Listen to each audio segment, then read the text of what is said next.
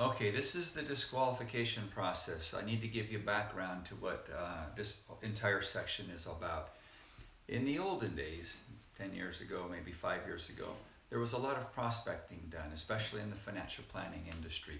It's not so much anymore, but I'm going to go over this process because the actual ability to dialogue in this fashion is critical.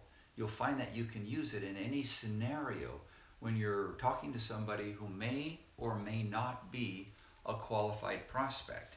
So I'm going to just go down the process here. This is in the third sales training 3.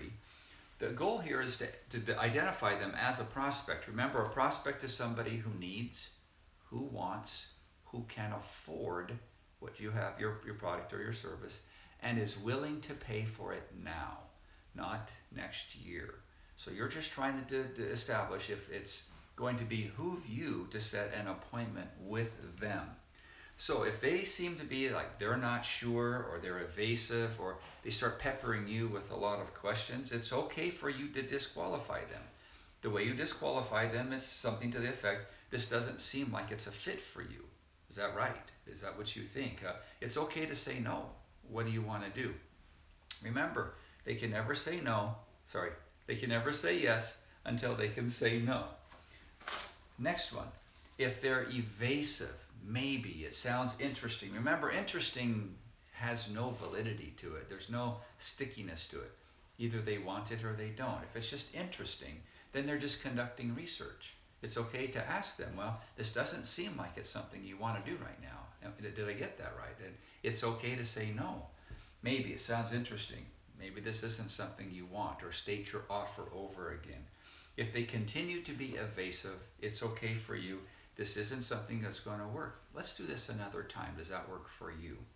If they bring up a non sequitur, so if you're talking to someone about your business, you're trying to determine if they qualify, and they just come out of left field on something, again, okay, then when do you want to talk about this? Or it's okay if this is not something you want.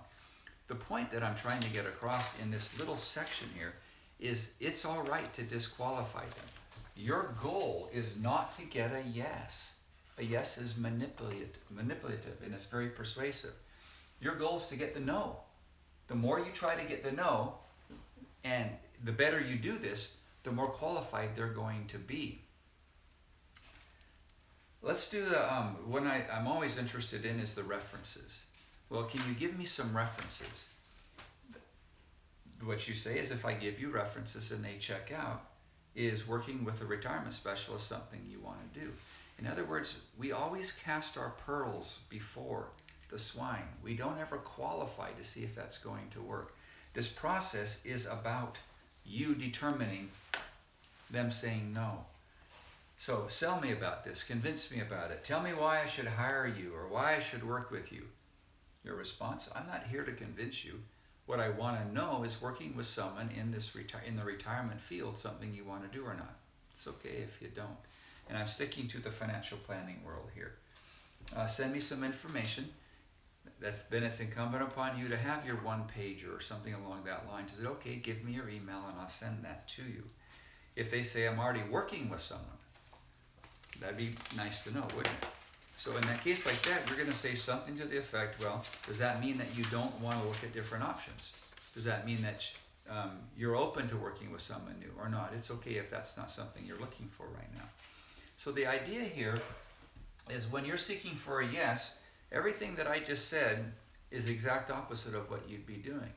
You're hoping, you're praying, you're begging. Well, when you become desperate, you become manipulative, you become persuasive. It's okay to get a no. As a matter of fact, when would you want to know they're not going to buy? Before you bring them into your office or after the second appointment? All right, that's the disqualification process. Use it as a learning tool. If you're truly prospecting, if you're talking to people right after a seminar to find out if they want to come in or not, then this will be really handy. You can follow the script. Put it right in front of you when you make the phone calls. If not, be mindful. Your goal is to get a no, not a yes.